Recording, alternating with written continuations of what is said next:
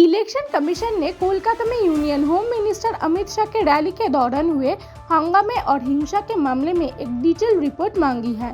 ये rally West Bengal assembly election के पहले हो रही थी और इस दौरान राजनीतिक तनाव काफी बढ़ गया। रिपोर्ट्स के मुताबिक बीजेपी नेता शुभेंदु अधिकारी के भवानीपुर से नॉमिनेशन के समर्थन में निकाली गई रोड शो के दौरान बीजेपी और तृणमूल कांग्रेस के सपोर्टर्स के बीच झगड़ा हो गया। दोनों तरफ से जोर से नारेबाजी, पत्थरबाजी और धक्का मुक्की की घटनाएं सामने आई। इलेक्शन कमीशन ने इस घटना को गंभीरता से लेते हुए राज्य प्रशासन से पूरी जानकारी मांगी है। कमीशन का कहना है कि चुनाव के दौरान शांति और कानून व्यवस्था बनाए रखना बहुत जरूरी है। पुलिस ने स्थिति को कंट्रोल करने के लिए बाहरी सुरक्षा बल तैनात किया था, लेकिन फिर भी कुछ जगहों पर हिंसा हुई, जिससे ट्रैफिक और आम लोगों को दिक्कत हुई।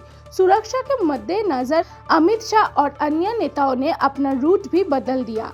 ये घटना तब हुई है जब राज्य में चुनावी माहौल काफी गर्म है और सभी पार्टी जोर शोर से कैंपेन कर रही है। आप प्रशासन पर दावा है कि आगे ऐसी घटना को रोका जा सके और शांति बनाए रखी जा सके।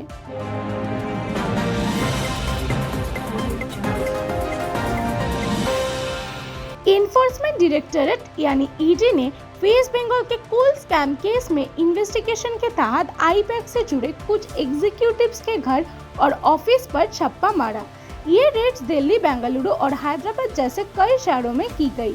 ऑफिशियल्स के मुताबिक ये एक्शन मनी लॉन्ड्रिंग इन्वेस्टिगेशन का हिस्सा है, जहां एजेंसी को इलीगल पैसों के लेन देन और फाइनेंशियल इरेगुलरिटीज का शक है। आईपैक के कुछ सीनियर लोगों की प्रीमिसेस भी सर्च किए गए। तृणमूल कांग्रेस ने इस पर तीखी प्रतिक्रिया दी है। पार्टी ने आरोप लगाया कि ये बीजेपी की तरफ से एक डेस्परेट कोशिश है उनके इलेक्शन कैंपेन को बिगाड़ने के लिए, जब राज्य में असेंबली इलेक्शन नजदीक है। टीएमसी नेताओं ने ये भी कहा कि केंद्रीय एजेंसीज का इस्तेमाल राजनीतिक फायदा के लिए किया जा रहा है और ऑपोजिशन पार्टीज को टारगेट किया जा रहा है। उनका कहना है कि रेड्स का मकसद उनकी कैंपेन स्ट्रेटेजी और डेटा तक पहुंच बनाना है। वहीं बीजेपी ने इन आरोप को खारिज कर दिया है और कहा है कि ईडी अपना काम कानूनी तरीके से कर रही है और इसका चुनाव से कोई लेना देना नहीं है।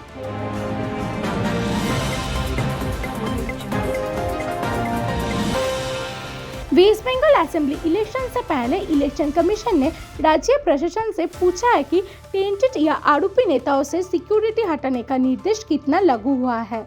कमीशन ने पहले ही कहा था कि जिन नेताओं पर गंभीर आरोप है उन्हें चुनाव के दौरान स्टेट सिक्योरिटी नहीं दी जानी चाहिए ताकि इलेक्शन फ्री और फेयर हो सके, लेकिन कुछ रिपोर्ट्स में सामने आया है कि इस निर्देश को पूरी तरह फॉलो नहीं किया गया। इस पर ध्यान देते हुए इलेक्शन कमीशन ने अब डिटेल स्टेटस रिपोर्ट मांगी है। ऑफिशियल से पूछा गया है कि ग्राउंड लेवल पर क्या एक्शन लिया गया और डायरेक्टिव का कितना पालन हुआ। चुनाव के पहले लॉ एंड ऑर्डर को मजबूत रखने के लिए कमीशन काफी सख्त नजर आ रही है और हर सिक्योरिटी डिसीजन पर नजर बना कर रखा है।